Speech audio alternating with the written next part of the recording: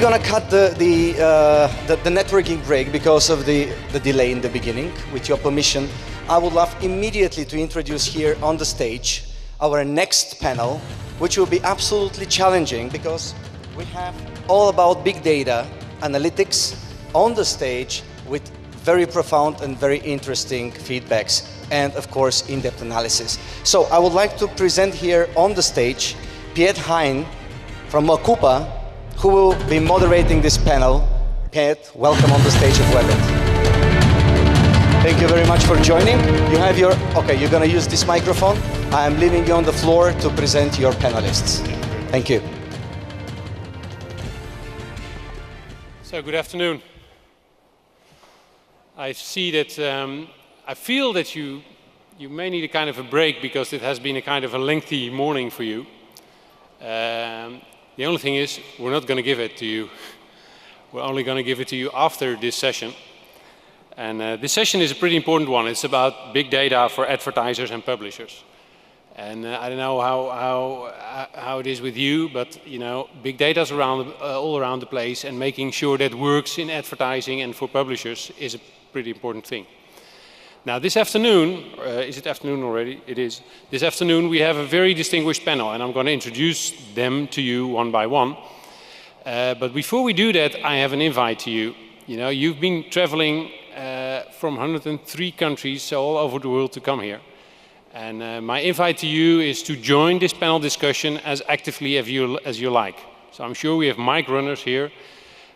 We will have a few presentations, and then we will have a panel discussion with the panel, but also with you. So please feel free to have any questions as you like, and to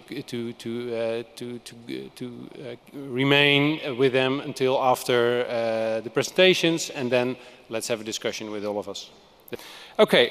So what I'm going to do now is I'm going to present you to my panel, and I hope they're ready, because they will come here one by one. Let me see if I'm on the screen, but there's nothing yet on the screen in terms of my presenters, but here they're coming. So please, can I welcome Pradeep, CTO of Vivaki. Pradeep, are you coming? Oh, okay, it's another order. Tony Evans. Okay, Pradeep, this is Pradeep. Please welcome Pradeep. I have Loris, he's audience researcher from Genius, audience research director of Genius. He wins, he's taller than I am. Loris, are you in? This is Tony Evans, head of vertical measurements at Facebook. Thank you, Tony. Next one I have is Ajit, Vice President of Lenovo. Welcome. Next of my distinguished panel members is Rob Griffith. He's Executive Vice President, Product Development at Havas. Welcome, Rob. So let me see if Laurens is in. Laurens, Audience Research Director of Genius. Thank you. I should have introduced her to you first because she's a lady. Aitan is Director Business Development at Tani.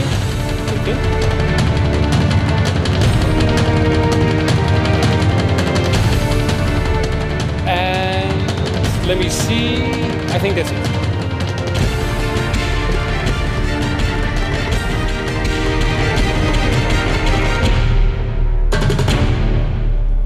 Okay.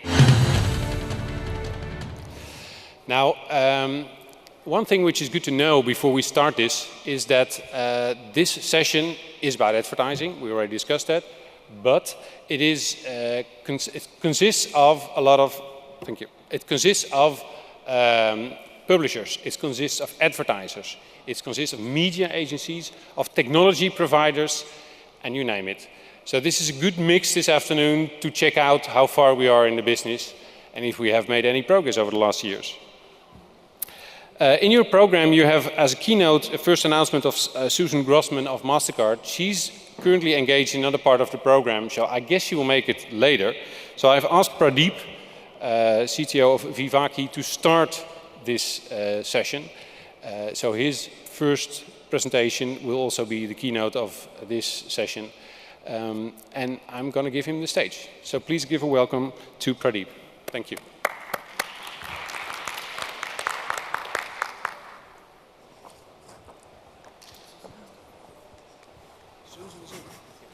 Well, I hear on the last very second that Susan is in.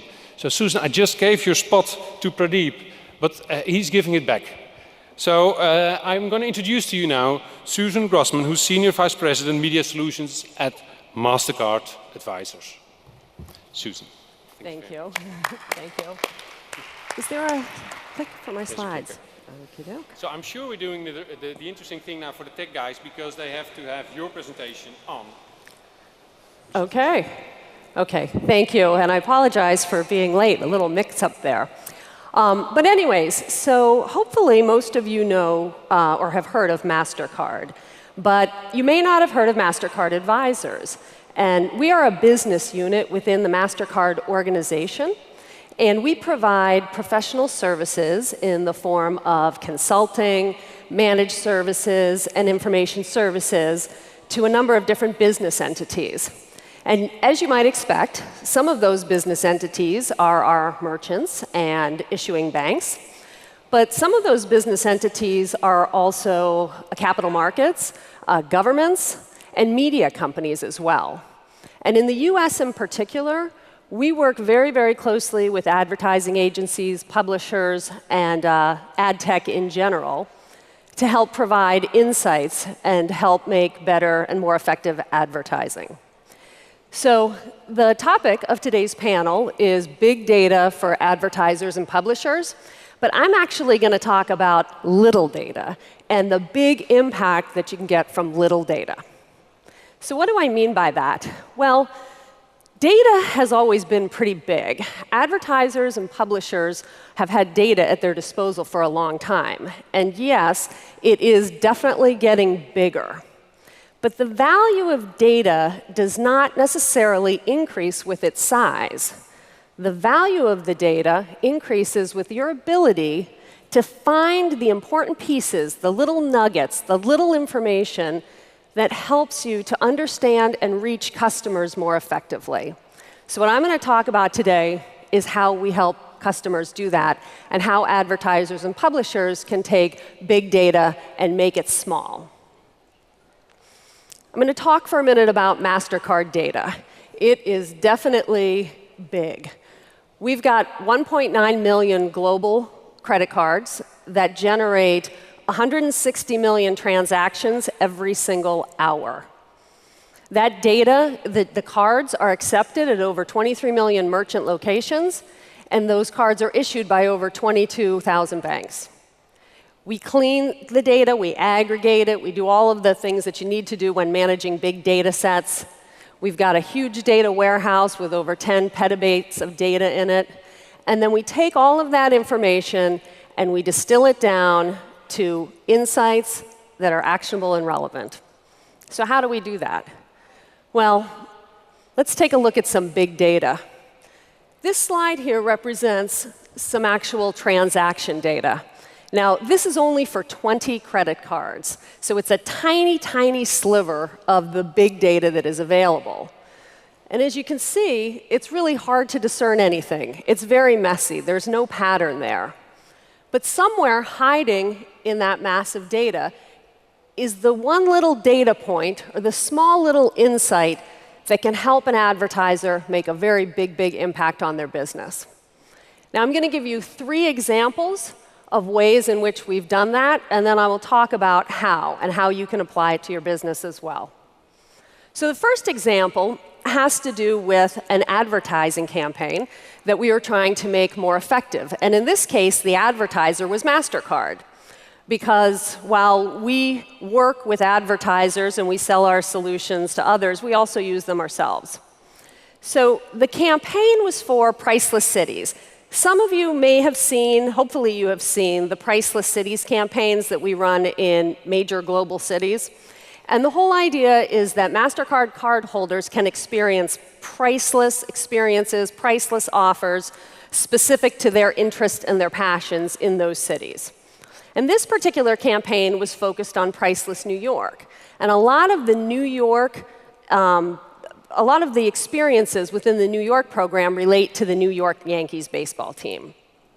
So what we wanted to do was a digital campaign, and it was on Facebook, to find Yankees enthusiasts. So one of the obvious ways to do that, and one of the ways we got started, was to identify people who liked the Yankees on Facebook. And we worked with Facebook and their partners to execute the campaign.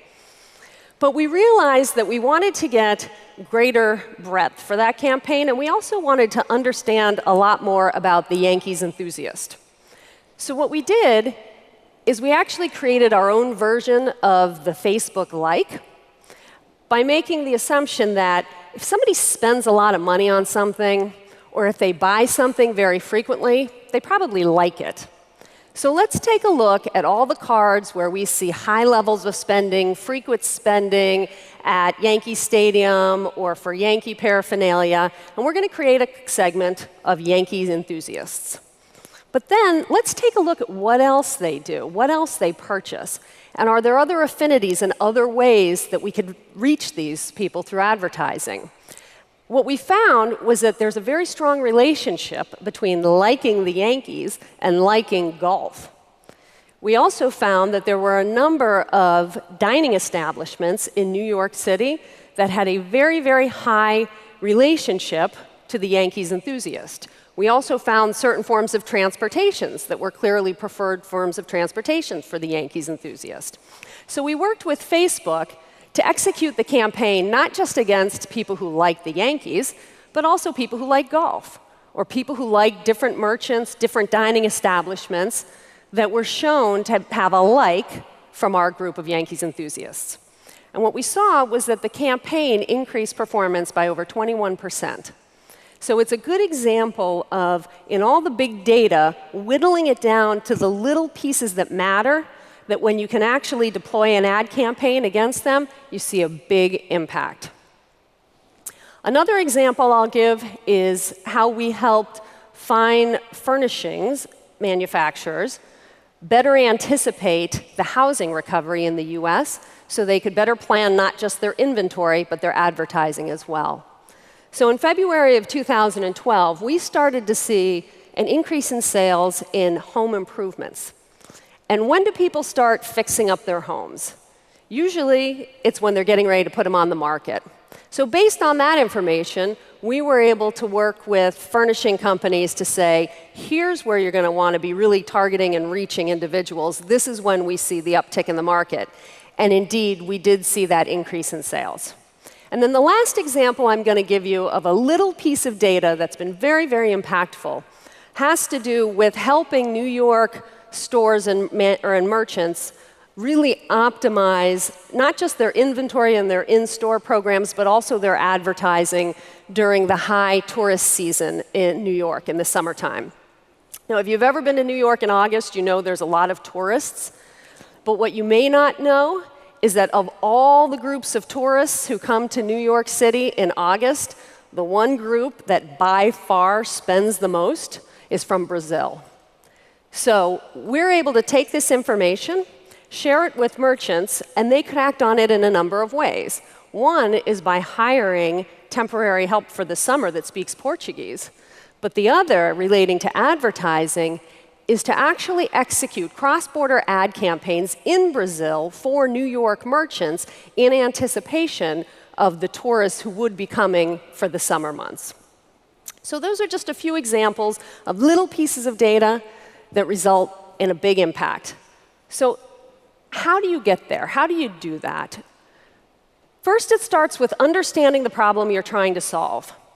With big data, it's very easy to get lost. You need to have a compass. And this sounds very basic, but it's easy to get enamored with the possibilities and all the new data sets that are out there. So number one is understanding the problem you're trying to solve. Number two is understanding what data you actually need.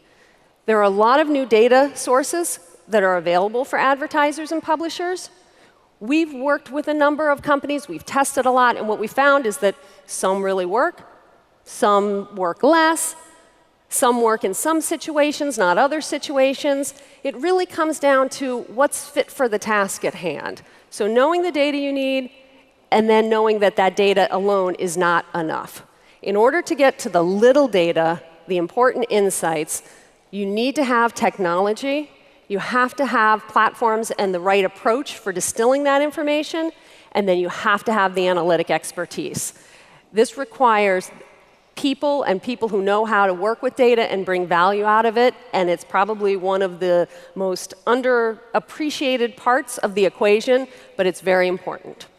So that's how we focus on transforming big data into little data that has a big impact.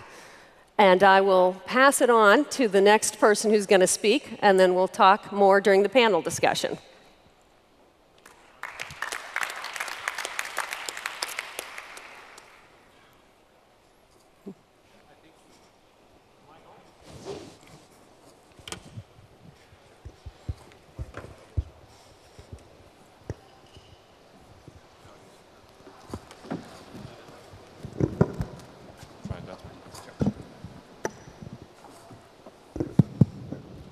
Thanks, Susan.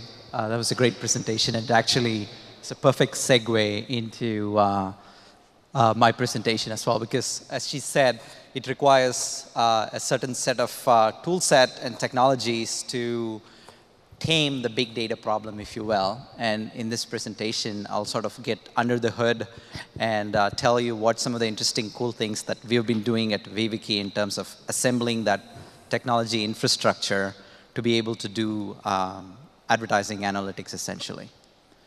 So just quick introduction. I'm Pradeep, and I'm the Chief Technology Officer for Viviki.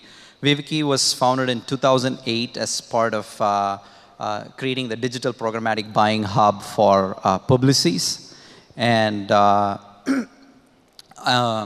you know, before I took this job, I used to be building large software applications at Razorfish for the better part of the last decade, and you know, it's been fascinating for me trying to take my software development skills and getting in here. I know a lot of the speeches here are very much about the application of big data problems, so hopefully this will give you some insights from a software engineer's perspective into what goes into these systems.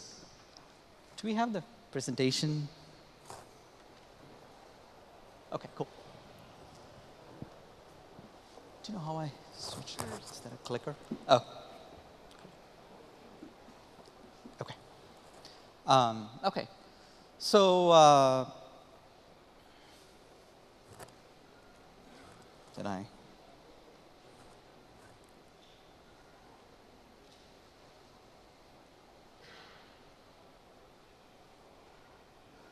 Okay, there you go.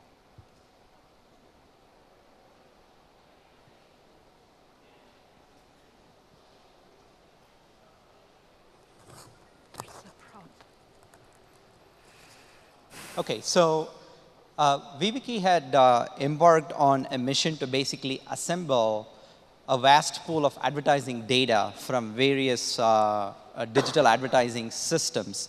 So as the programmatic buying hub for Publicis, we basically you know, do cross-channel advertising across all the major digital media channels. We started out with display and search, and then obviously social, mobile, video are all these like very fast growing channels for us. And we use a plethora of platforms that to, you know, each with its own strengths and each optimized for different types of business needs and use cases, if you will. And you know, if you think about data-driven marketing itself, right? So we've been using data and databases for last 2-3 decades. So why big data, and what is it about big data that makes it so interesting, right? So if you think about big data, the whole movement started out with the fact that, you know, we now have access to a set of technologies that go beyond our traditional database. The good old Oracles and SQL servers of the world that have been around for 20, 30 years at this point, but they had certain limitations and they were used to process certain data sets. But the world that we live in has changed in terms of the kinds of data sets that are being generated today. So if you think about what we have done at VWiki as we created this platform, and I'll walk you through what has gone into this platform and what we have created here. It's essentially it's our response to the proliferation of big data sets that we see in the advertising world. Again, we don't necessarily put technology for the sake of technology. There's clearly a growing business need in terms of these data sets that have suddenly sprouted up that didn't exist. And we'll go through that in a little bit. But the platform that we have built, we call it Skyscraper. It essentially gives unparalleled visibility across all the campaigns and advertising spend that we do. So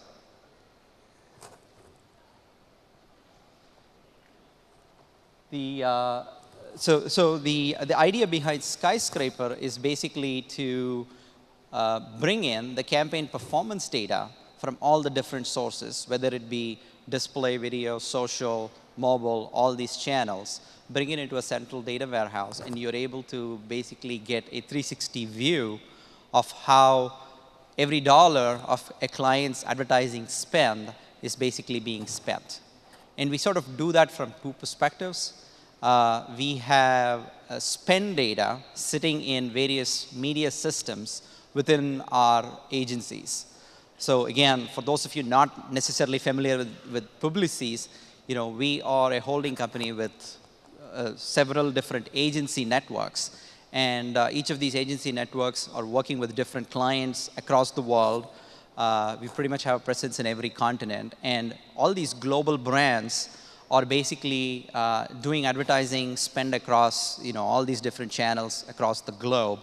And there are two dimensions to it. One is, as the data flows from our system, we keep a record of all the different spend that we are doing across all these channels on our end.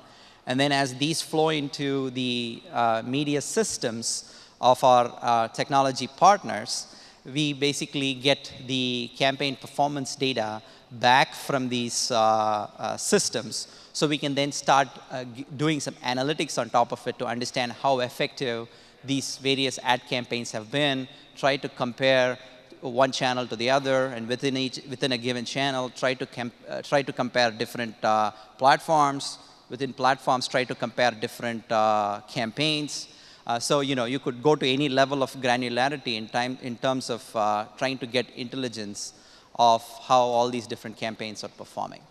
So why big data here, right? So I just wanted to take a few minutes to stop and think about what are some of the changes in the digital world that have necessitated the use of big data technologies. So assume that most, if not all of you, are by now familiar with the three dimensions by which big data gets described: the volume, velocity, and the variety dimensions. And the key aspect here is, again, going back to my earlier reference to traditional database technology, they were able to handle data with certain volume attributes, variety attributes, and that flowed at certain velocities.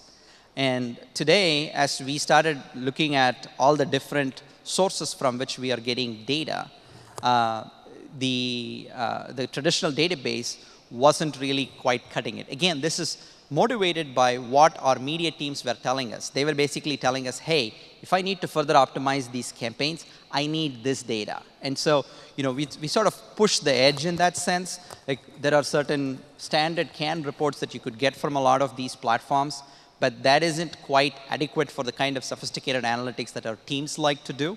So we basically have to up the ante there. It's sort of like, at one point, you're drilling for oil in like an onshore rig, and then suddenly now they're asking for a lot more, and so now you're asked to go offshore and dig deeper for the volume that you're looking at. And at that point, you have to get a much bigger rig, probably requiring much higher levels of sophistications to operate, and it also costs a lot more. And that's sort of the situation that we landed in, starting probably about 5-6 years ago. That's when we started getting all these requests from our media buying teams that were about, hey, I need to get all these insights from these really big data sets, if you will. And I'll give you examples of some of these things. So, if you think about the volume dimension, right? What do we mean by big data and volume dimension? So if you think about I'm referring to US desktop searches here. And you can see from the graph that, just between 2007 and 2011, except that it's a bit dated, that it grew 4x, and probably in the last couple of years, it's gone even further. Google's just announced its results last week, and they're still growing gangbusters with search doing really well. So, the volume, obviously, it's something that you should all be able to easily relate to, especially given the mobile revolution and how much volume that has driven in terms of digital usage. And then there is this infographic that I think does a really nice job of talking about the velocity aspect of it. Susan talked about how 160 million transactions are run just by MasterCard alone in a given hour. And if you take all the other activities that consumers do, and everything is getting digitized today, there is just so much data that's flowing in a very short period of time that needs to be dealt with appropriately as well. And then finally, variety, right? So this, as overwhelming as it may seem, this is, at the end of the day, the reality of what we deal with. On the left column that you see there, that's a whole slew of different systems that across the world that we have to process data and bring together. And our goal there is to basically, categorize these brands into a common hierarchy, into a common set of industries, and that's when you start getting to a position where you're able to make sense of this. And the data feeds from these things could be vastly different. It could be XML feeds, it could be API calls, it could be flat files thrown into a storage bucket, things like that. So hopefully you sort of get a feel for the different dimensions of big data. And as I mentioned, as we went through the process of trying to bring all this data and consolidate it into one store, we started encountering these, the big data problem doesn't come in one size or shape. It comes in different sizes and shapes. And it could be one or more combination of these three dimensions of volume, variety, and velocity that push a problem from the realms of simple data processing to big data processing, essentially. And then that's when you need to use your ingenuity to figure out how you're going to deal with that data set and get it into the hands of our media buyers and analysts so that they can use it effectively. So I'll wrap up with a quick overview of some of the technologies that we have created. So you get a sense for what we do. An example of that is we use a in-memory massively parallel processing database technology called Cognitio. Sorry for the jargon, but think of it as, if you're thinking about big data, it's like, okay, what's the big deal with big data? I just need bigger servers with more memory and more hard disk and faster processors. Well, that's not going to cut it. You need more sophistication beyond that. So one of the examples of that sophistication is using a database that can now run across a slew of servers, but it is virtualized as if you're dealing with one database platform. And it loads all the data in your RAM memory, which is several orders of magnitude faster than accessing the data from your hard disk. So that's an example of a technology that we use to basically bring all this data together. And this is used in two different ways. It's used for returning queries that used to take hours or sometimes even die out and days before it returned any results when we are using traditional database technology. But now we are able to pull all those together, and we are able to get sub-second responses in some of these queries that we are running. Previously, we had to run 10 different database servers to solve a given problem, and we would be splitting 10 clients in each of those different databases, and you'll have to partition it and deal with all that clumsiness. But now we're able to put it all in one virtual database and deal with it in that sense, thereby making it more efficient for the end users. And also, it's a huge order of magnitude reduction in cost. And a lot of times, if it's not below a certain threshold of simplicity, you're not going to be able to do it. So this is an example of a technology that has emerged in the last 5-6 years that runs in the Amazon cloud and is cost-effective enough, simple enough for us to operate, that allows us to process the kinds of data sets that we couldn't have processed before. Another example is processing raw cookie data sets. You could get direct reports of your ad campaigns, consolidated, aggregated reports from the DoubleClicks and the Atlases of the world. But our media buyers and our analytical teams, they needed vastly more insights than that, and they wanted to go right to the raw cookie data. But then the challenge for our technology team was, how do you deal with that volume of data, and especially unstructured data that's not necessarily in a database-friendly format? So we leveraged Hadoop MapReduce technology running in the Amazon cloud. This, again, thanks to the Googles or the Yahoos of the world for coming up with this technology and making it open source and available to the rest of the world. But this is an example. Again, previous to that, we used to run a bespoke system written in C++ that could not run beyond 30 servers. And that was OK until, say, 2007, 2008. But then as the volumes kept growing, these kinds of technologies don't necessarily scale. You can't just throw more boxes at it and expect it to scale. Christmas comes, Thanksgiving comes in the US, and then there's just a sudden spike in shopping, way more cookie activity, and we would be like, our service will be crashing all over, and those are the very periods when you need those insights are all the more vital. So that's, again, an example where now we are using more market-friendly technology, thanks, again, to the innovation that has happened in the last few years, and we are able to scale a lot better. And then finally, I would add just the cloud itself and how that has emerged as a very potent force.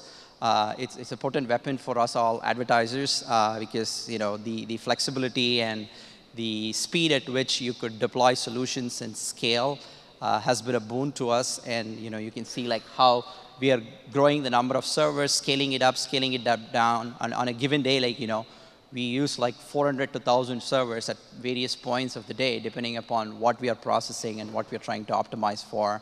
We're able to use different types of storage technologies and such. So yeah, I just wanted to leave you all with the takeaway that dealing with big data means getting familiarized with a new set of technologies. These are all very much in their nascent stages at this point. And so be prepared to be on the bleed. If you're going to be on the bleeding edge, you're going to bleed. And me and my team bleed every day. But it's all well worth it at the end of the day. Thank you.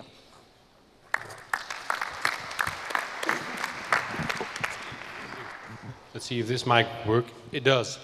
Thank you, Pradeep. This is so you've shown some muscles in your last slide. I'm impressed by that. Next on stage, I'm going to invite Loris. You can use the microphone behind the lectern or walking, whichever you want. The clicker's over there. And you're from Genius, so I suspect that you're going to tell us a little bit about several audiences you observe. Correct. I will try to provide some insights. We had the data, and now we have some insights. And the insights will be about the online industry of Central and Eastern Europe. I will focus on 4 main areas. First of all, online population. Second of all, online money. Third, online devices. And finally, online search. There are many investment companies, there are index agencies which are making and maintaining lists of emerging markets of developing countries. And it's really typical, and that's true, that Central and Eastern Europe is usually part of the emerging markets region. That's true from macroeconomical perspective. However, if we look at the internet market as a media channel, we see that, in fact, in some aspects, it's much closer to the developed part of the world, as we have assumed. And therefore, online population, first of all, online population of Western Europe. As you see, it ranges from really, really high, more than 90% in Netherlands, to around 50% in Greece. And the average in Western Europe, internet penetration average, is around 75%. What do we have in Central and Eastern Europe? Average is about 60%, and still on top we have, for example, Estonia with still really high internet penetration of 80%, and on the lower level we have Croatia, Ukraine, Turkey with numbers a bit below 50%. Still, the growth rates are high, and they are way higher than in Western Europe.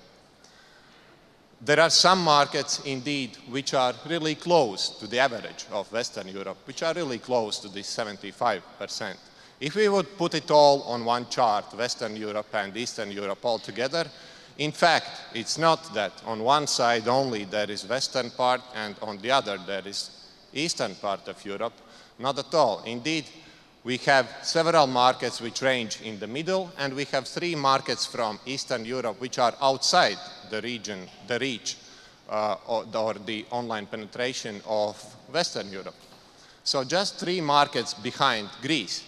And what we can expect is that those 3 markets will actually not be behind Greece anymore in the beginning of the next year, because still the growth rates are decent, and already in August of this year we can see that there has been change compared to the end of the last year. So the average penetration is already 63%. The top markets are even closer to the average of Western Europe, and the lowest level is almost all the markets are above 50% already. So regarding internet penetration, we can consider that in fact eastern part of Europe is really, really close to the western part. Indeed, if we talk about online population, if we talk about the structure of internet users in the countries of Central and Eastern Europe, there are big differences between them. It's not that the region is the same, it's as a whole. There are big differences. There are more mature markets and there are younger markets. For example, Turkey is one of the markets where the population of internet is really young, with more than 60% of population being below 35 years of age. On the other hand, Slovakia, Estonia, small markets are really mature in terms of the average age of internet population. More than 50% is above age of 35. And all the age groups are really well represented among the internet users. Online money. This is a bit different, but still it's comparable. Thanks to IAB Europe, we know that online became second media channel all over Europe last year. It went up by roughly 10%, and it's the second behind TV with 26% share from all advertising pie. It's a bit different in Central and Eastern Europe. Still, again, I would like to say that it's comparable. It was 26% in Europe, and it's 18% in Central and Eastern Europe. It's not 20 and 5, or it's not 20 and 10. It's comparable, and it's getting higher, and it's getting closer. Again, if we look at the particular countries, we see that there are some countries like Hungary, which is leading Central Eastern European markets in terms of online ad spend share, which are really close to the same 26%, even though none of them currently is above. What we lack in this picture is unfortunately Turkey, which is also in the top with 18% share of online out of total. What is really different is online ad spend per one internet user in Europe. And here, yes, we can see, and it's really visible, that Central Eastern Europe is way behind Western part. And it's also way behind even the European average. Czech has been typically the most developed market in terms of online ad spend per one user, and so it is, but still, even Czech is below European average. Even if we would adjust this chart to the GDP levels of the countries, still there would be differences. So this cannot be explained just by macroeconomics, just by GDP. There are, in fact, some other factors which can, probably this is the pricing issue. Probably this is the pricing issue of online as media channel in Central and Eastern Europe. Online devices, mobile, hot topic, and in fact, that's the reality. It's not anymore just something that we talk about. Probably it's not reflected yet in advertising money, but it's really well reflected in terms of the behavior of internet users. In the beginning of 2012, share of mobile devices in all the traffic in Central and Eastern Europe was about 2%. Now it's about 8% after a bit more than 1.5 years, or almost 2 years. It has increased 4 times. The share of tablets now equals the total share of mobile in the beginning of the last year. The share of tablets only. It has increased extremely fast, especially during the recent year. If we check the countries, in fact, there are few countries in Central Eastern Europe which are huge in terms of mobile traffic. Slovakia, Croatia. In Slovakia, total share of mobile traffic is around 24%. That's 1/4 of the content is viewed from mobile devices. 1/4 of ad requests is from mobile devices. And it's about 15% in Croatia. What's interesting, for example, in Estonia, for example, in Russia, tablets are even higher than phones. There is more traffic consumed from tablets than from phones. If we go deeper, which is typical to topic of interest, how is it between Apple, how is it between Samsung, Android, and iOS? It seems that from the first sight that Apple is in fact dominating the region. And this is kind of true from the data, since there are only 3 markets where Samsung is higher than Apple. However, if we look deeper, in fact, what we see is that Apple is decreasing and Samsung is growing. During the last year, share of Apple has decreased and Samsung has increased. And in fact, in some cases, the decrease of Apple has been quite significant. So actually, Samsung is taking it over. If we look deeper, if we distinguish between phones and tablets, we see that phones are already, in fact, led by Samsung. Samsung is generating higher share than Apple in terms of mobile traffic from phones. In terms of tablets, it's different. And this is even more visible. Apple is way ahead of Samsung. So, in fact, the choice of brands for phone users and for tablet users are different. And finally, search or Google, which is quite typical, is not that typical in this region. There are few markets where, in fact, Google is not the #1. There are few markets where Google is fighting with another player, with Yandex. In particular, in Russia and Belarus, share of searches on the market is led by Yandex.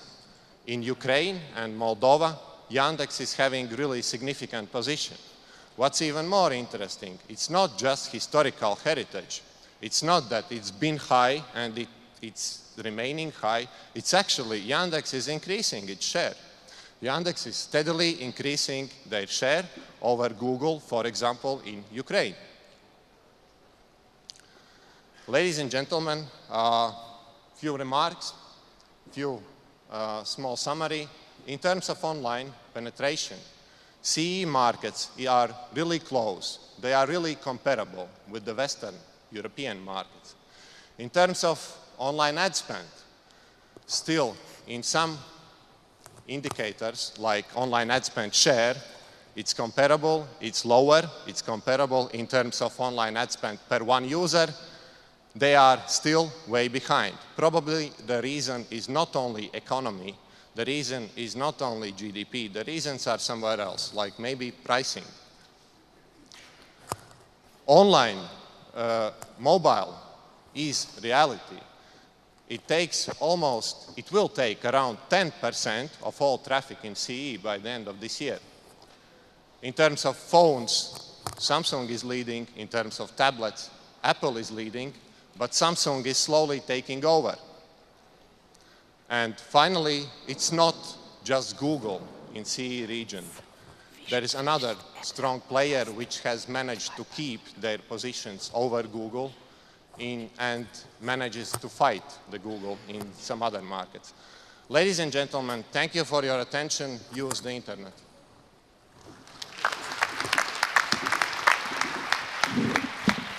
Thanks for these insights, Loris. In the meantime, the two things happen. I'm going to invite Ethan to stage. She's going to talk about Tani and everything else.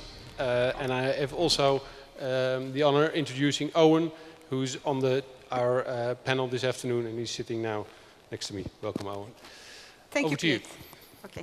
Good afternoon, everyone. My name is Ayten Karahanasgül. I'm Turkish, so I would like to say welcome to Turkey to our guests from all over the world. Thank you. I'm the director of Business Development and Creative Solutions at Tani. I'm here today to introduce you our brand new product, Axion. So let's start with Tani.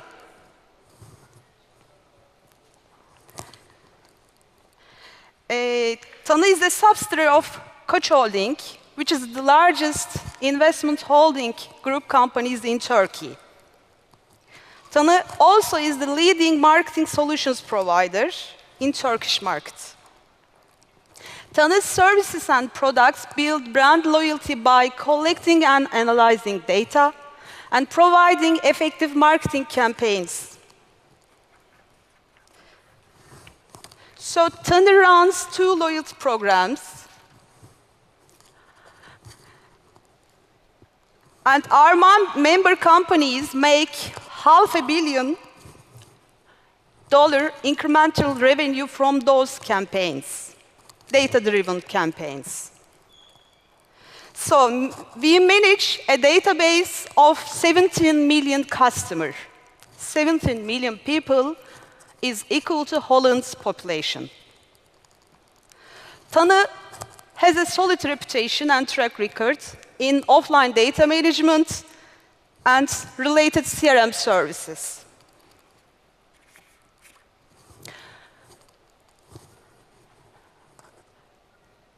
Tani recently has launched Axion, which is a new platform to extend that knowledge, that expertise to the online world. Today, I would like to focus on Axion. Axion is a dream platform for marketers like us. And it meets multiple needs of brands and marketers at once. So, does anybody recognize this beautiful woman? Actually, she's a celebrity. Any guess? Okay. Most of us couldn't recognize her because it's hard to guess when the picture is in different separate pieces. What about now? Do you know this celebrity? She's Mila Kunis, the famous actress. It's definitely much easier when we see the whole picture integrated. Currently, it's the same story with brands. There are several digital touchpoints like websites, mobile sites, social media applications, and online ads. We record customer reactions in each of those channels. We track their behavior, record in separate databases, and create separate reports. So we are not able to see customer needs, intents, behaviors, and lifestyle as a whole. From now on, Axion changes all that. We track customers as a unique profile through all those digital channels. We are able to merge all digital data in one database and integrate reports from all touch points. So at the end, we have the whole picture for the customer needs and lifestyle. So how does Axion keep track of customer behavior? Tracking starts with cookies at first visit. In the Axion network, we have about 8 million cookied customers. It means it's about 20% of internet users in Turkey. As the customer continues visiting other member websites, we collecting the behavior data, and we acquire a more advanced profile for the customer. If we have customer personal data, of course, with the explicit consent, we duplicate her digital data, online data, with the offline data. As a result, we have a unique profile for that specific customer. Now that we know Axion integrates both digital channels, online and offline world. How does a brand benefit from that? Axion provides brand with one single integrated solution platform, including analytics, retargeting, intelligent offer, and network ecosystem functions and features. That means Axion is an all-in-one platform. Let's have a look at analytics functions. Analytics functions gives us reports on the website's functions, traffic flow between different pages, and insight to the marketing opportunities. We can track pathways here. We can track pathways between different web pages on the same countries, on the same company's web page. Also, we can track pathways between different companies' web pages. So we can, as a result, we can see the common visitors of different web pages, different product pages, and different companies' websites. What about network features? Network feature enables us to enrich customer profile with data from different companies from different sectors.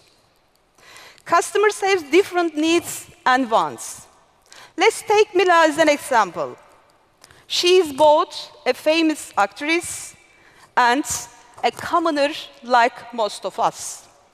So Mila's daily routine includes different activities: buying gas and groceries, shopping from luxury brands, or walking red carpets. And each brand has insight to the Mila's information only for that specific brand. Axion sees Mila as a unique customer for all those brands in the Axion network.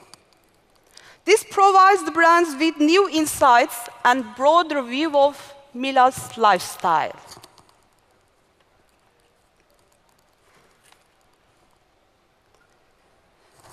What about retargeting and pre-targeting functions? Brands can run retargeting campaigns to increase their sales revenue on the past behavior of customers. Suppose that Mila visits an e-tailer website and places an order of 50 DVDs in her basket. Then she exits without completing her order. At this point, Axion can run a campaign to remind her about the order by sending an email automatically and retargeting on another member websites on Axion or ad network.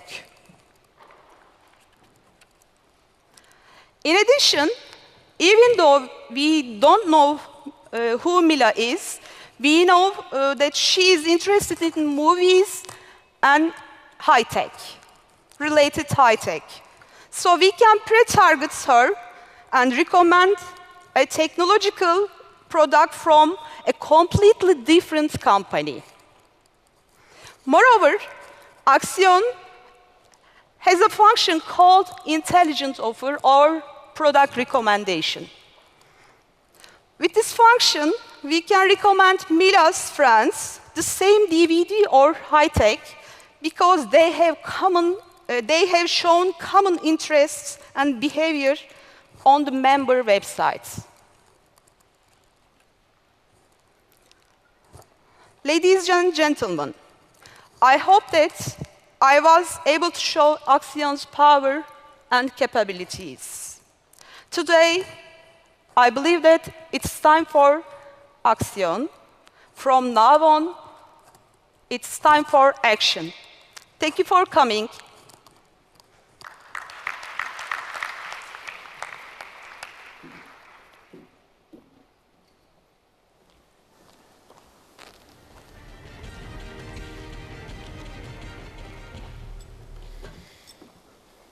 Thank you, Ethem. That is a promising product, I would say. In the last part of this session, we're going to have a discussion among us and among our most distinguished panel. As a starter, I want to give you a few thoughts, and perhaps we can start a discussion around that. My personal position, as you may know, I'm CEO of Wakupa, and I am and Wakupa is a technology company. So we are doing passive metering of audiences, etc., a little bit as discussed earlier today. I come from Unilever. I worked a long time for Unilever, and I worked for Unilever in the time that we didn't have internet even. In the time that we had commercials. And in that time, when you broadcasted a commercial, you really had to do research. So remember that you saw this commercial and that Unilever or his research agency had to get out on the street to ask the public, did you see the ad? Were you engaged and did it have impact? And actually, I think that with all the new channels we have now to our disposition, something has changed because instead of researching people, we had a metric to go directly to impact, we thought. Because we could go to the click. And we thought we don't need all this difficult research because we can measure if it has impact. We just look if people click. Well, if you do that for 10 or 15 years, let's say for a decade, you forget about the people. And you don't understand how they really interact with your media. And you don't understand if they really engage.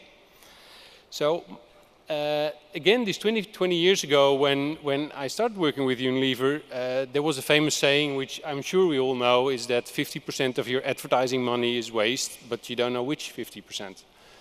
So what I'm really looking at today, and also which I like to discuss with the panel is, do you think we have progressed since then? Do you think we are doing a better job than 20 years ago when 50% of our advertisement money was waste and we didn't know which? This morning I heard some numbers about, of Comscore. They had measured that more than 50% of the online ads were not being viewed. You know? So perhaps they even support my position here that I'm not sure whether we made progress. So this is not a pessimistic thing, this is only to trigger my panel. And so what I would like to do now is ask you the following.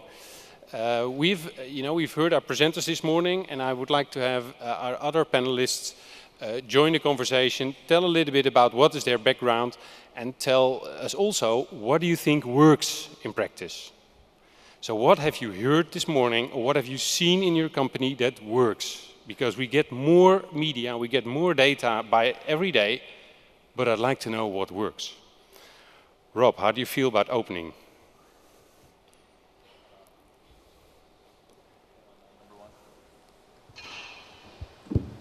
There we go.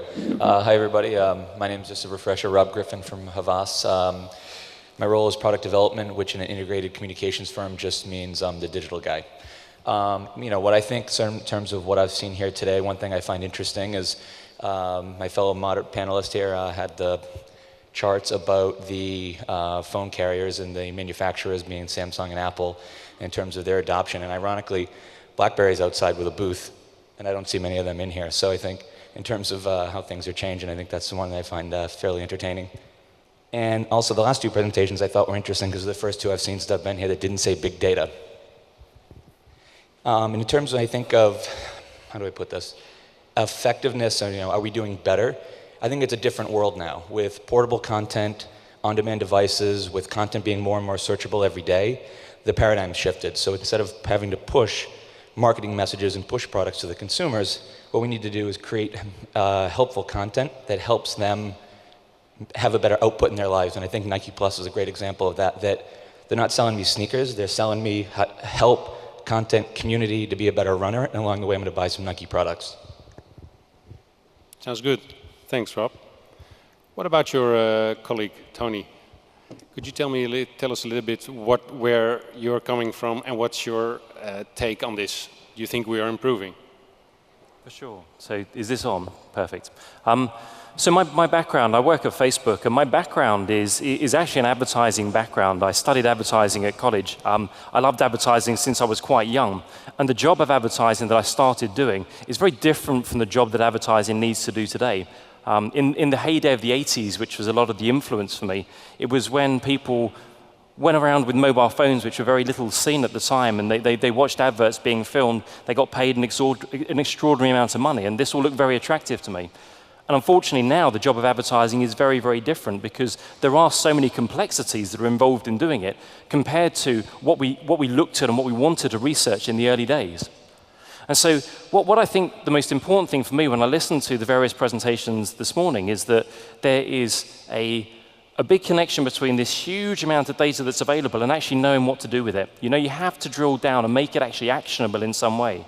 And I believe that you've got to think about users and individuals. Marketeers have got to care about the people that they market to, rather than just an unidentified cookie of information. You've got to have a real user on the end of it. And without that, you're not going to have the full picture. And then I think as well that the full closed loop of measurement is really important.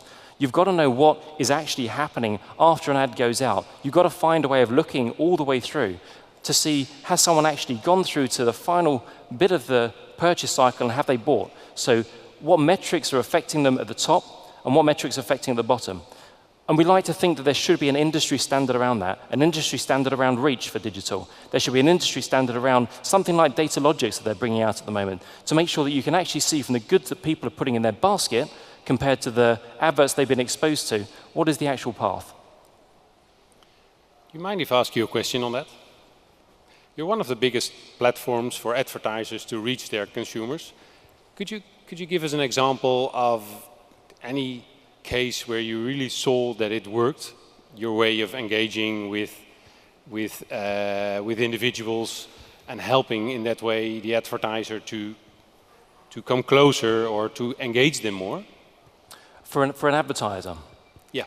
How long have we got? I've got a load of cases we can talk through. We'd like to hear about what works. So if we talk about one, let's talk about General Mills is probably a reasonable example. It's one that I talked about this morning, and Old El Paso, the brand, it's one that traditionally has used TV, outdoor press as big kind of broadcast medium. And what they wanted to do was to see, when they use Facebook at the same time, what does it actually mean to sales? And so working with Millward Brown and Niner, the econometrics agency. It's important to say that when we do these studies, we always use third parties to do it. It's not us marking our own homework. We're looking at other people to do that for us. And so in this study, they looked at the heavyweight TV campaign, which is a 5-week campaign, and then looked at the MMM model afterwards and said which bit was actually driven by the various media that was being used and which bit was driven by Facebook.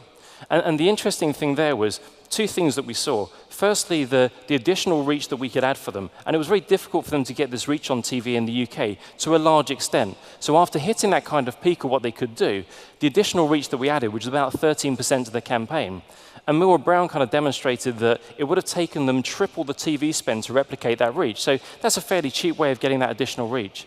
And then the second thing we saw was in terms of sales that were actually driven by it. So Niner's work showed that 27% of the sales that could be attributed towards media were attributed towards Facebook. And that was off only 19% of the spend. So that's a great result for the client.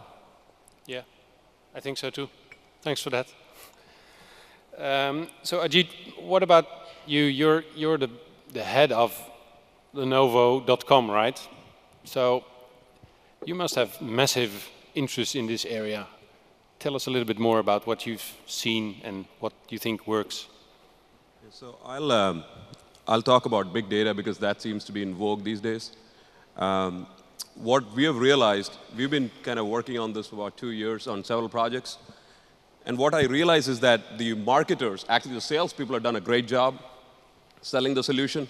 And the practitioners who try to implement it have found it, I found it actually quite painful in actually getting all the pieces done. And I like Susan's terminology of small data problems because I actually use that quite a bit. We actually have a lot of small data problems still. So I think the hype cycle is there, and I think there is promise for the concept, but a lot of the problems are undersold. Could you tell us some of, let's say, some examples, or one example of a small data problem that helped you improve your business, which is selling your equipment online? Well, we have plenty of small data. We have small data insights that we drive all the time, so that hasn't changed. In fact, we measure on that. What has not worked for us is big data implementations that have been caught up with small data problems. 9 months ago, we started this. We fundamentally believe in the notion that data exists across all the interactions, all the touch points for customers. We should be able to piece that together and get meaningful insights in real time. So that's a hypothesis that I can endorse. And then we went on this project for a major product launch that we did globally. And we said, hey, we should be able to piece together bits and pieces of information from all of our social and other transactional things that we're doing with our customers, and at some point during the campaign, be able to get real-time insights to control our spend. And the reality is, 9 months later, I'm still trying to figure out the model, because we're still trying to figure out how the data actually comes out of our omnichannel tools. In short of it, what we found was it's actually quite difficult because the systems that we have, all of the backend stuff, the SAP stuff, whatever we have, it's difficult to actually pull all that stuff into a place where we can actually run some of these things in a meaningful real-time format. Now, I'm not saying we can't solve that, because I'm sure I'm going to get inundated with people telling me how we're going to solve that. We have an approach, but I think people underestimate what it actually means to put this into practice. Okay. Thanks, Jeet. Oh, and what about you? You're General Manager Europe of Yumi. Tell us a little bit more about what you do and what's your take out in this. Do you think we have improved over the years? Is this on? Yeah, good. Okay, so Yumi is a video advertising technology company. I actually made exactly the same statement at an agency about the 50% of my advertising literally a week ago. I think the term big data is a hackneyed term. It's been overused enormously, actually, and especially from a video perspective. I think big data for performance is enormously powerful. It gives us lots of pieces of information about retail, purchase, all of those elements. But actually, the biggest shift of digital advertising at this moment in time is brand. The biggest shift. The others are already built businesses. It's growth year on year, search, display, email, and so on and so forth. But the shift of brand, and by brand, the easiest mechanic of that is video, actually needs small data. It really needs small pieces of data, primarily because third-party data, in fact, I would go so far as to say some of the measurement tools that we use right now are failing us enormously. There are probably only a couple of companies, Tony works for one of them, Facebook, that has an ability, because of the way that you have login information, to actually get first-party data. The third-party data is breaking. It's breaking because of the do not track. It's breaking because it doesn't work on mobile devices and smartphone devices. It doesn't work on smart TVs. It doesn't work on games consoles. There is more than 30% of all audiences on those other platforms, and it's growing enormously. So how do we track those? Because the ComScore data doesn't do that, right? So the measurements that we're using are fundamentally probably a little flawed at this moment in time. So I think, and for us, I think that we view it that you have to have much closer first-party pieces of small data. You have to understand about what that user is doing on the page, in the app, in the browser, whatever it might be right there and then. And you take two forms of mechanics, the user survey, the user piece of information that's coming back directly from the user, and then you have to have software in those devices. You have to have a piece of technology that reads the page. You have to have not just the tag. The tag isn't powerful enough, and so it has to be SDK driven at this moment in time. It may not look like that for the future. I'm not suggesting I think that the SDK is a barrier in some cases, but the reality is to get that information out of a page, out of an app, out of a player, and any of those things, you need that right now to get real meaningful information. So, and we have many examples, many like Tony's. In fact, actually one of the things I always find is that the most challenging brands and challenging products give you the highest bar of meaningful data. So a brand like a pharmaceutical company that has problems shifting products in any great percentage change on year, we have bundles of pharmaceuticals, FMCG products that are using the data that we collate, which is first party, measuring how much money they were using on TV, taking that, extending that reach onto other digital platforms, and then looking through at the purchase funnel and the purchase intent and what that looks like. But I think that purchase and I think that brand and performance have to be separated in this conversation because they're not the same and they need different pieces of data to measure them. Okay, thank you, Owen. At this moment, I'd like you to invite you to step up, get some of your courage and your questions for this panel. The reason why I'm asking is that you remember at the beginning of this session, I said to you, listen, you come from 103 countries, travel all over the world, and my most distinguished panels here, I have never seen it as big, but also not as senior as here. This is like your boardroom panel. So please, may I invite you to step up and pose a question to our panel, if you have any. I know that there are a few mics, so. And I can't see you really well, so please shout and... Well, maybe just a comment quick, since I don't see any questions. I saw a tweet here over my shoulder about the death of display ads and the rise of content. I would sort of challenge that and just simply say that the paid ad isn't going anywhere. It's the message that's in that ad, and that's what I was referencing a little bit earlier. At Havas, we have this research study we've been doing for years called Meaningful Brands, and most consumers, when you ask them, they don't care if a brand vanished tomorrow, they'd find somebody else to replace it. So if you want to be a meaningful brand to that consumer in this world, that's what I was talking about, trying to make meaningful connections and focusing on sort of the outcome in the consumer's lives, not the output. Increasingly with Google now, right, they're not giving you that organic keyword data anymore. So, you know, it is all about that content, but the paid ad's not going anywhere. That content is just moving into that paid ad a lot more. And I think that part of that challenge there often comes into what you heard some of the panelists talking here about, and I fully agree that the sort of the big data attribution platforms have sort of done a great job of selling it. And the reality, when you do it, we have a challenge now with a client in the US. We work with Dish, the satellite company, and we got Odometry trying to run this big fancy attribution. The problem is they don't get it in near real time. It's 30 days old by the time I get it. And then when you're working with a lot of clients and they're trying to move into this content world, they're still very focused on pure price point messaging and that race to the bottom to win. And they don't understand how to use their own first party data. So one of my things is that, and that transition from paid to content is that, you know, there's lots of in-channel things an advertiser can do. You saw the mobile adoption stats that we saw earlier up here, and yet, you know, from some research we were looking at, 79% of advertisers don't have a mobile optimized web page.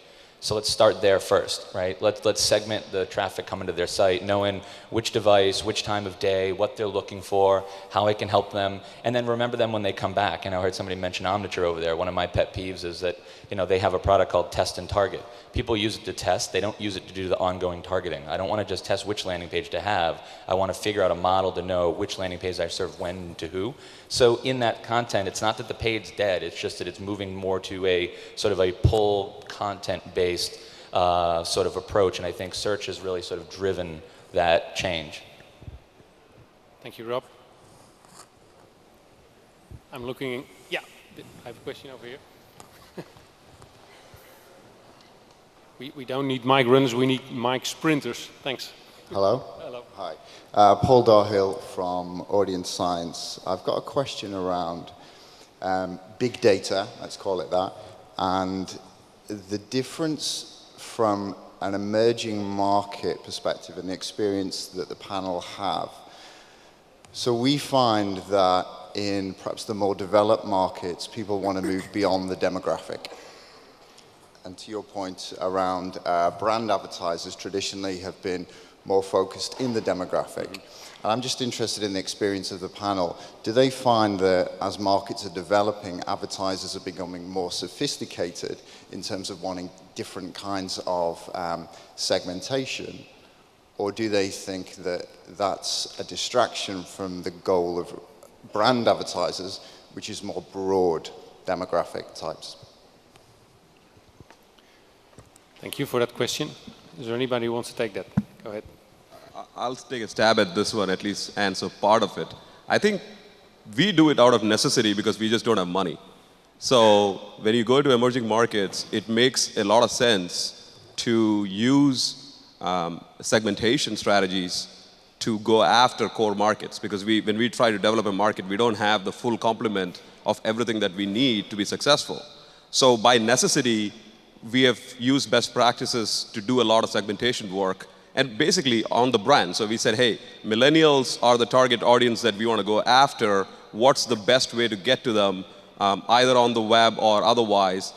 The web actually provides an easier way for us to target, and that can be brand or transactional, depending on how you do it. So we have seen a lot of success doing that in various parts of the world, mostly in the emerging markets. At Havas, they turned me off again. It works. All right. So at Havas, when we go around the various sort of countries that we have operations in, I think to get to what you're asking at, I think the trigger for me is the client, the advertiser, the brand willing to pay for technology? In a lot of smaller markets, they don't want to pay for bid management. They want to optimize their search directly in the search engine, right? They don't want to pay for Facebook third-party tool. They want to do the work directly in the Facebook tool. And I think until the advertisers overall see value in technology and are willing to pay to implement the technology, I can't get to do the right level of segmentation to help change their opinion and move them off of the more traditional demographic-focused views and into more sort of modern or hybridized sort of approaches to their marketing and advertising. Does that answer your question? Okay, thank you. Are there any other questions from the room at this moment? I think just going back to the gentleman from Audience Science that asked a question, just for the rest of the room to hear, I think to get that done, I think for not everybody that's a brand in the room, I encourage you guys to go out and find yourself a data management partner and find one. Don't use more than one, and make everything you do get tagged into that. And while it is a little bit of a delay in the headache, as we were talking about, it is the first step you got to go to do that. And Audience Science in the US just worked with P&G and walked away from their ad network business and said, I'm going to be solely a DMP, and to use a Lord of the Ring reference, I'm going to be P&G's one DMP to rule them all. So they're still using the third-party DMPs for paid targeting, but they're going to have this one, because the vision is to have this one consolidated platform that everything runs through to improve their tracking and their visibility cross-market between between multiple brands and the same publisher, so they can have a better view of what they're doing. And I think that is a great way and a first step in getting at that more segmentation approach. Thank you. Rob? I have a question, especially to Susan and Pradeep. You know, we are in an industry in transformation, but if I hear your stories, then there are also companies in transformation. because I hear a traditional advertising agency talking about Hadoop and elastic MapReduce. And from MasterCard, I hear traditional payment companies stepping into services to other advertisers.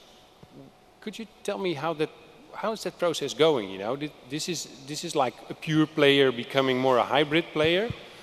How does that work internally? Yeah, I think, you know, probably at the time when Viviki was founded in 2008, I think we acknowledged the fact that this is a paradigm shift, and it requires an appropriate response, and it can be business as usual. And I think like over the last 5 years, I think, I feel very encouraged that the efforts have only intensified, and the investment into this space, building our proprietary tools and technologies, continues to increase. We are able to attract some of the top talent in the industry to build some of this stuff.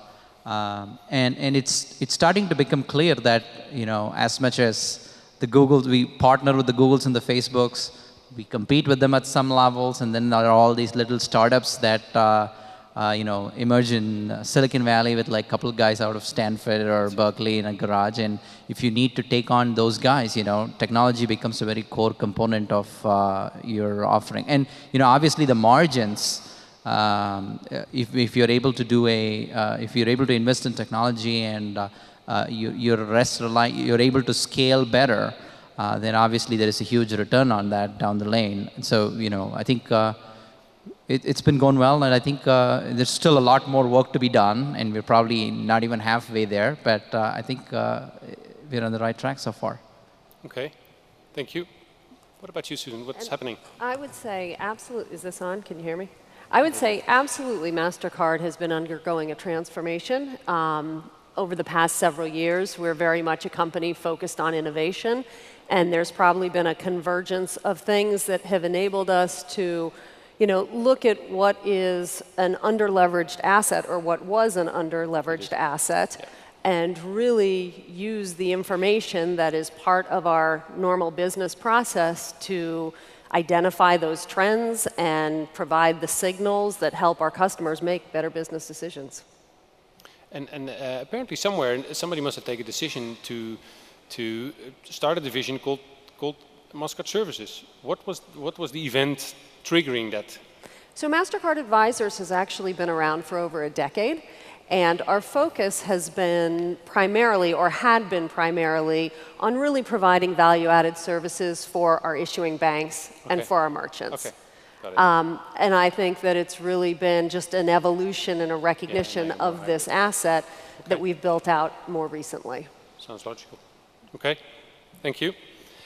Now, as a final remark of this session, I have a little bit of a story which for me ties everything together, but I don't want to do that before I've asked my distinguished panel if there's anything we've missed in this session. Is there any point, any jewel that is laying on the stage here that we didn't touch yet? My only parting words would be, and everybody's sort of touched on it and alluded around it, is your first-party data is the best data to use when you're going out there, so figure out, if you're a brand, figure out how to use it. Well, that sounds good. And then on that as well, how do you make that work for mobile? So first-party data, how on earth are we going to make that work for mobile? That's so important for all of our futures. I would say, just, I can't, not to, avoid the stereotypical piggyback, but on that too, when you're looking at the publishers and or the carriers, the TV networks that you're looking to do your advertising with, try and leverage their first-party data and combine it with yours too, because then you can do some really, really unique sort of messaging, not just the buying that you're doing, but the message in that ad. It can be much more powerful. You want to say something? Yeah, I was going to say something. Yeah, I don't know if it's on. Can you hear me? Okay. So I think the one thing that I listened to the presentations, and I think the one thing that, and there's some great learnings there, and I think the one thing I hear most often is that data is the silver bullet, right? It isn't. It's one of the bullets, but it's not just the silver bullet, and data by its very nature is random. So we need to get it better than random, and the things that we're moving towards make it better than random.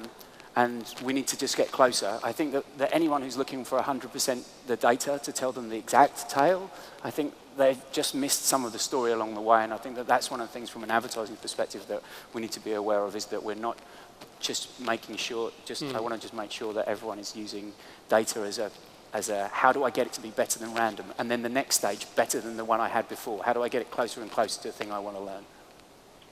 Okay, thank you. Ajit. Right. So just one last thing I wanted to add. So I agree with what Ajit had talked about in terms of there being no dearth of small data problems to tackle on.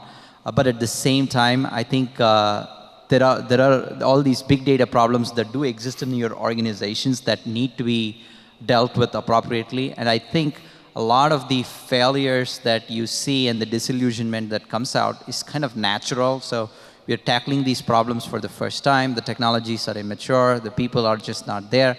But the only way that you're going to get to a point that you're going to be able to solve these problems is you have to do these things and make these mistakes and get through on the other side. But if you're like hesitant and not getting there, or if you're disillusioned by your initial failures, you're probably not going to get there. Thank you very much, Pradeep. We've picked up all the jewels on stage. So what I'm going to do is I'm going to thank my great panel for the performance of today. I want to thank you for listening and for your contribution. What we're going to do is we're going to remove ourselves now from stage, and next thing on the program will be announced and is a startup demo. So thank you very much, everybody, and I hope to speak to you later in this conference. Thanks.